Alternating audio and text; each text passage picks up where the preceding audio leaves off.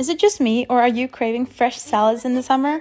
This one is made with halloumi cheese, but you can change that for turkey, ham, chicken, or whatever you want. Here I'm frying the asparagus and halloumi, and after that I toasted pine nuts. For the base of the salad, I use spinach. I also add some fresh basil because it's really good with the strawberries. I've chopped the halloumi, and then I add asparagus, pomegranate seeds. These ones are actually frozen, and then the pine nuts. Some extra virgin olive oil, balsamic, black pepper. I can't wait to eat this.